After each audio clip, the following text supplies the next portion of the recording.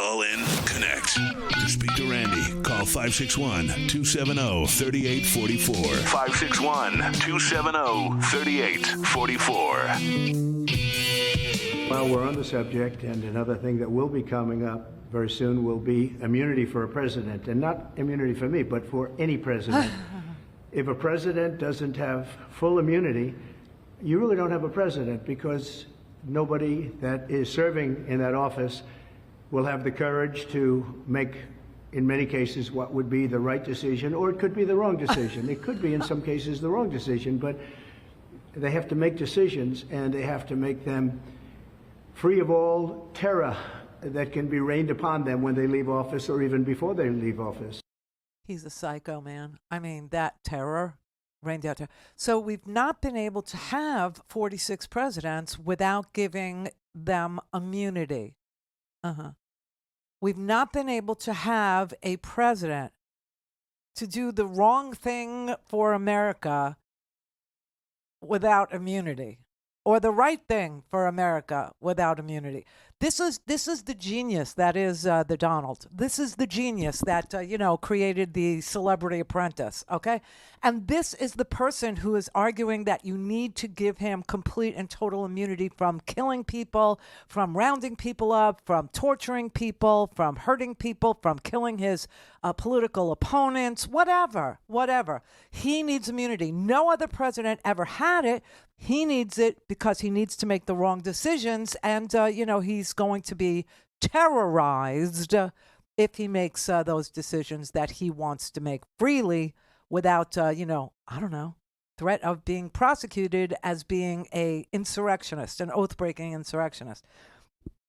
He is a scary little mofo. I don't know what else to tell you. The idea that the Supreme Court would actually do this, give immunity, if that happens, everybody, we are so effed. It's unbelievable. Like, there would be no words for what they've just unleashed. Really, it would be, in my mind, the equivalent of the Enabling Act, which allowed Adolf to be Adolf.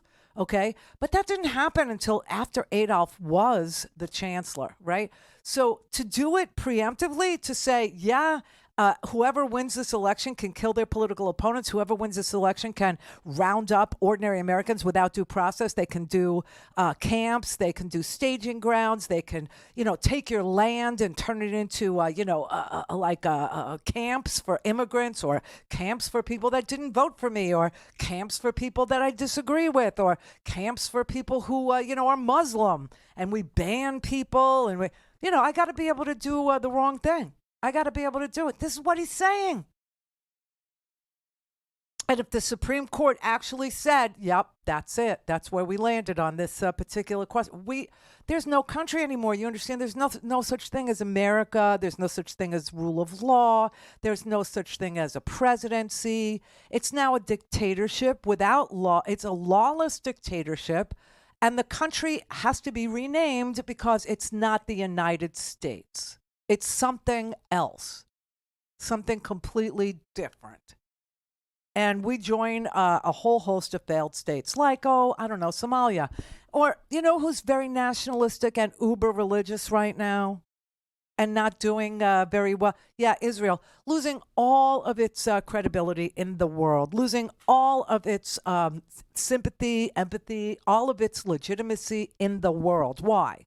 Because it's become an ultra-right, nationalistic, uber-religious state. And the reason why, and if they actually go down this bad road here, right, and there's no separation anymore between church and state, well, then the question is, which church, right? And is it the Catholic Church? Is it the Episcopal Church? Is it the Southern Baptist Church? Is it the AME Church? Like, what the hell are we talking about here, okay? Which church gets to rule over my life, because already we know that there's a decision waiting to say that you cannot have IVF, right? You can't use science to have a family, even though the science is there, even though the science works. Test tube babies, test tube babies.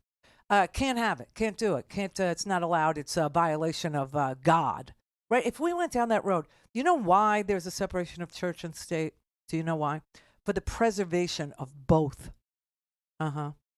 Yeah. And so the way that you actually approach church, if you're a state, more freedom, more and more and more freedom to worship wherever, whenever, however, or not at all.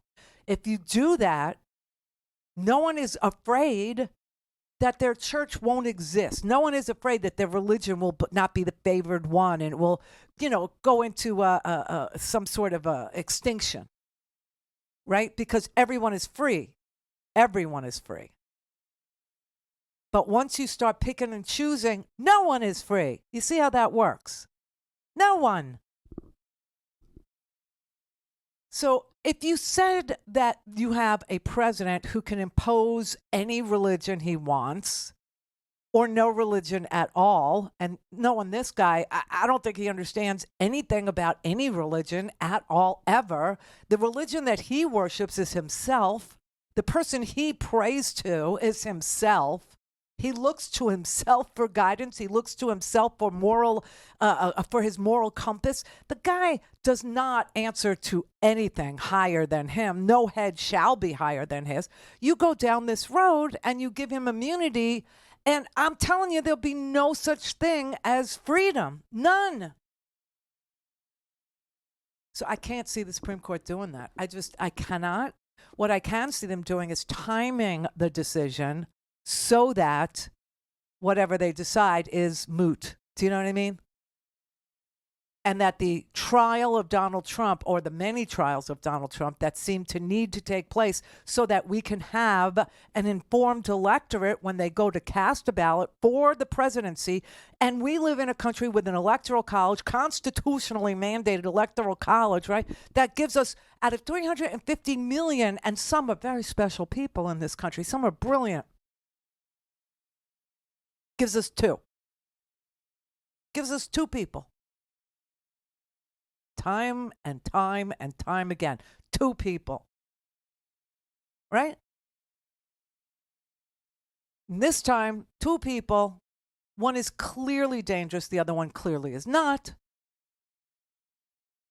But they're both, the ageism that's being thrown at one of them without the other. It's really mystifying. It's stunning. Obviously.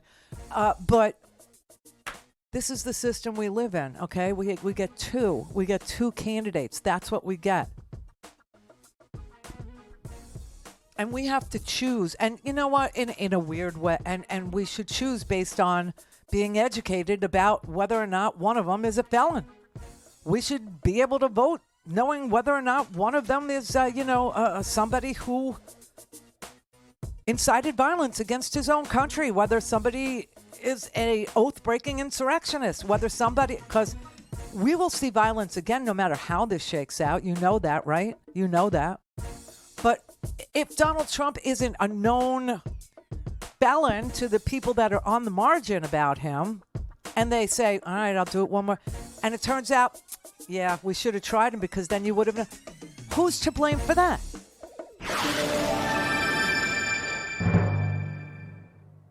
Don't have time to listen to the live show? Want to hear more on your schedule? Go to randyrhodes.com and buy a stinking podcast.